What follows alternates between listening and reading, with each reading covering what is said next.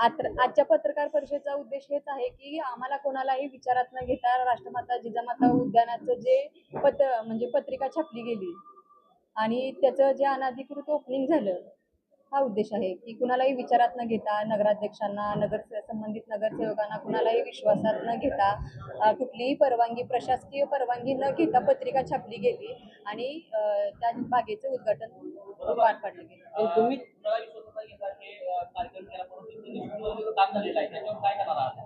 आपण त्याच्यावर third party inspection लावून संबंधित ठेकेदारावरती कारवाई करणार आहोत.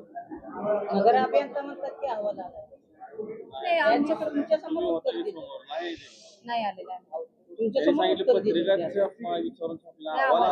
अहवाल नाही आलं. वाईट आहे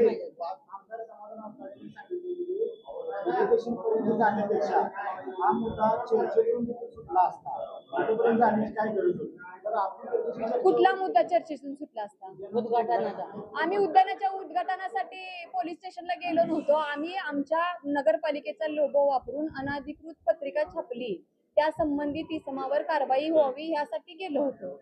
हा उद्यानाच्या उद्घाटनाचा विषय नव्हता. पत्रिका कुणी छापली आम्हाला विश्वासात न घेता उद्या आमचे राजीनामे छापतील. तुम्ही विरोध केला म्हणून सांगितलं जाते की विरोधाकडून असा आरोप होतोय की तुम्ही मुख्याधिकाऱ्यांना दमदाटी करून पत्रिका छापू दिलं नाही, त्याचं नाव त्यामुळे दुसऱ्या पत्रिकेत कट करतात. मुख्याधिकाऱ्यांनी आम्हाला म्हणजे माहिती स्वतः सांगितली की आपल्याला प्रशासकीय कार्यक्रम नाहीये, आपल्याला न विचारात घेता पत्रिका छापली. मुख्याधिकाऱ्यांना माहिती व्हायच्या अगोदर पत्रिका सोशल मीडियावर आलेली आहे. पहिल्या पत्रिकेमध्ये मुख्याधिकाऱ्यांचं नाव होतं. ती पत्रिका सुद्धा कुठल्याही हाके मॅडमच्या किंवा मुख्याधिकाऱ्यांच्या परवानगीशिवाय छापली गेलेली आहे.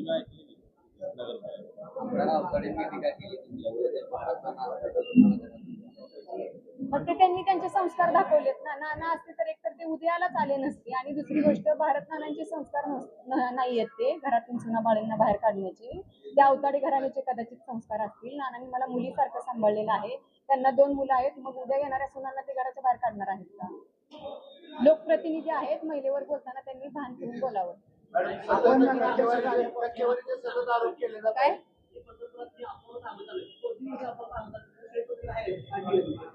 आहेत ना ती तुमच्याकडे आम्ही देऊ.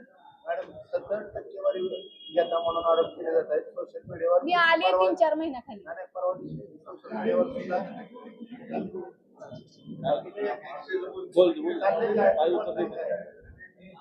सोशल मीडियावर सुद्धा आरोप केले जात आहेत. आमदार साहेबांनी सुद्धा तुम्ही टक्केवारी घेता म्हणून या सगळ्या घटना थांबवता असा आरोप याबद्दल काय सांगतो?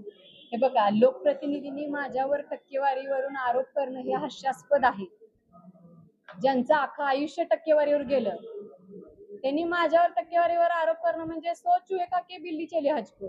स्वतः ठेकेदार आहेत. आमदार होताना सुद्धा शेजाऱ्याला जिथं माझ्यावर आरोप करताना शेजारी उभे राहिले होते ना त्यांना टक्केवारी देऊन आमदार झालेले आहेत. बावनकुळे साहेबांसमोर शंभऱ्या पोरांच्या बोलणी खाऊन टक्केवारी देऊन यांना आमदार व्हायला लागते. ह्याच्यापेक्षा मोठं दुर्दैव काय आहे? यांना पंढरपूरमध्ये यायचं म्हटलं तर विचारून यावं लागतं आणि जे स्वतः ठेकेदार आहेत त्यांना जास्त टक्केवारीतलं माहिती आहे. माझ्या वैयक्तिकवर ह्याच्यावर बोलायला जाऊ नका. तुमचं काढायला गेलं तर लईच वाईट निघेल.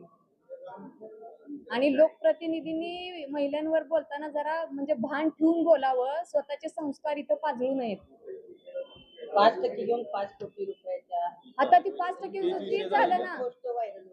मग ती त्याने किती खाल्लं असेल? डांबर सुद्धा रस्त्यावरच पोटात गेलं यांच्या.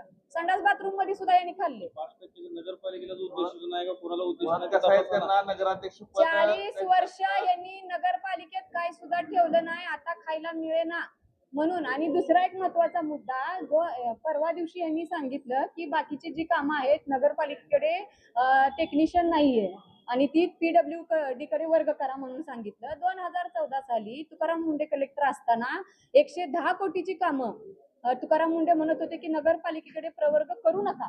बरोबर आहे.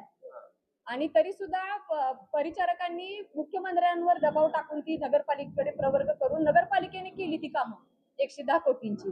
त्यावेळेस ती चालली कामं. तेच टेक्निशियन आता देखील आहेत. म्हणजे त्या काळी ती कामं चालत होती पण आता चालत नाहीत. आता ती PWD कडे वर्ग करा म्हणते. म्हणजे त्यावेळीचे टेक्निशियन आता देखील आहेत. फक्त नगराध्यक्ष बदलले.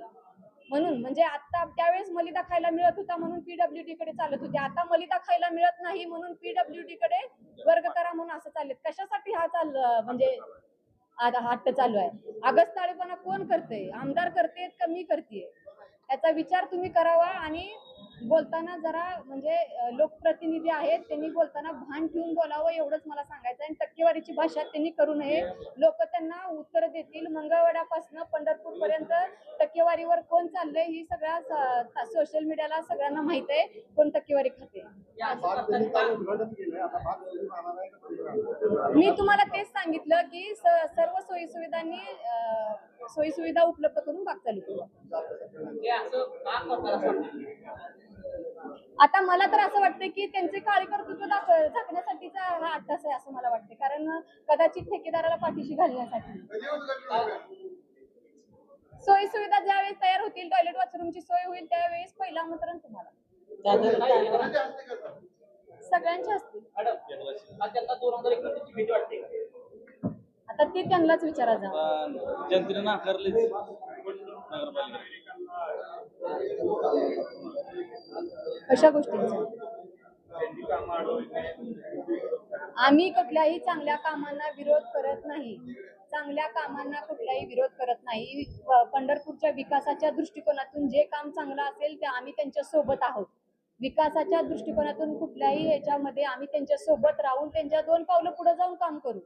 पण नक्कीच निघेल. फक्त कुठल्याही चुकीच्या गोष्टीला आम्ही म्हणजे थारा देणार नाही. अशा अर्धवट कामांच्या कुठल्याही म्हणजे पाठीशी घालणार नाही. मग उद्या उठून हे कुठल्याही अर्धवट गोष्टींचं उद्घाटन करत फिरतील, मग ह्याला आपण पाठीशी घालायचं का?